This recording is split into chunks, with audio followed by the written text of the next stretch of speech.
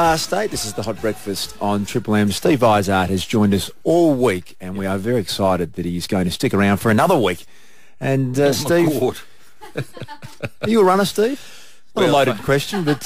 Funny you should mention that, Luke. Yeah, I'm a bit of a runner, bit of a closet runner. Yeah, actually, you take packages from one country to another, do you? In lingerie. Yeah, mule is the worst. Yeah. I actually did once. I remember I told you the other day I was in Ethiopia once, and in the foyer of the hotel was another Australian guy, and he was in his running gear, and he said, "I'm going out for a jog. Do you want to come for a jog?" And I said, "Yeah, actually, I'll." So I went and put some runners on. I was trying to be fit at the time. So I went for a jog with this bloke, and he was going like the clappers. So I keep up with him a bit, kept up with him, and he was really going fast. Anyhow, I said, I might turn around and go back. So I went back to the hotel, and I was completely knackered. He said, I'll meet you, we'll have a drink afterwards. So I'm waiting there. About 4 hours later, he turns up. I said, "Mate, you're good." I said, "You've been running all this time?" He said, "Yeah." I said, "Did you just run like the equivalent of marathon?" Yeah. I said, "So do you do a lot?" Yeah. I said, "So how does your times compare? Where would you be in the world?" He said, "About number 2 this year with Steve Monaghetti." Oh, my God. And I'd gone out jogging with Steve Monaghetti. Well, a man who is a runner, and he's a Melbourne man, is running around the world as we speak, Steve, doing exactly what Steve Monaghetti has done all his life. He's running 52 marathons in 52 weeks. You're He's kidding. on the line from Tokyo. His name is Tristan Miller. And Tristan, thanks for joining us this morning on the Hot Breakfast. How far have you run so far? Yeah, g'day guys, how you going? It's 9 marathons down. And you're in Japan currently, Tristan. So you've been to Zurich, you've been to Israel, Mumbai, Dubai, the Canary Islands, going through the list, Italy, and now up to Japan. Yeah, that's right. So I'm having a crack at the Japan Marathon, the Tokyo Marathon, this weekend, this Sunday. So I'm pretty excited. It's one of the biggest ones I've got to have a go at so far. Tristan, to what end are you undertaking this insane activity? I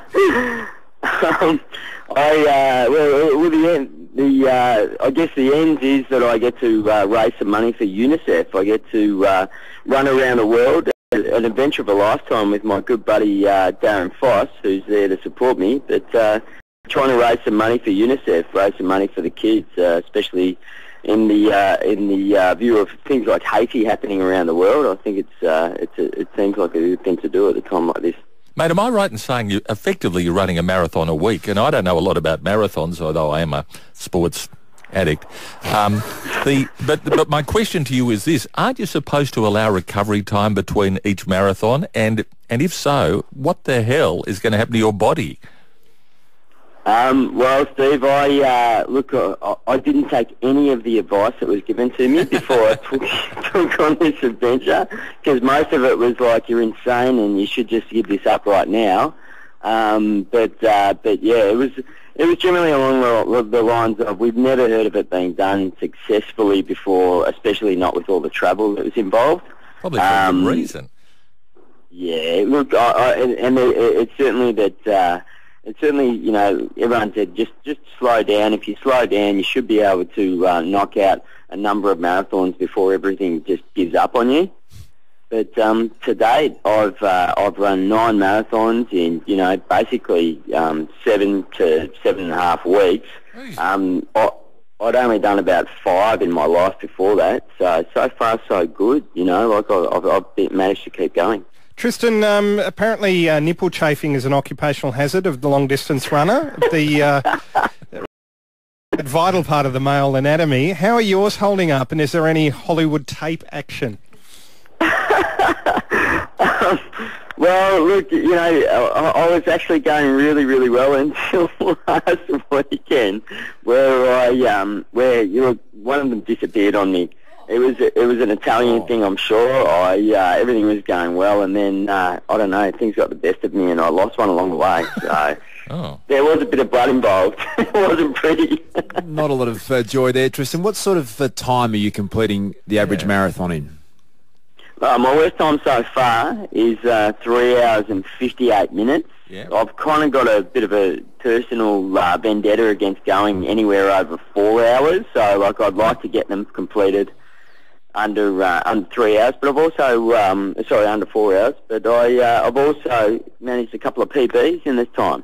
my personal best previously was 3 hours and 23 minutes, and I've done a 3 hours 18 and a 3 hours 17 in the last few weeks. That is just incredible, Tristan. And your website is www.runlikecrazy.com. You've been to Zurich, Israel, Mumbai, Dubai, Canary Islands, Marrakesh, Germany, Egypt, and you're about to run marathon number 9 in Japan. We wish you all the best, Tristan, and get online, www.runlikecrazy.com. Give him some support. Yeah, phenomenal amazing. effort in your undertaking, mate. Good luck. Yeah, good luck with it, mate. No, I appreciate it, guys. Yeah, this is actually marathon number 10, and yeah, I sold everything I've got to do this. I don't have any sponsors, and I'm just trying to make it happen by myself.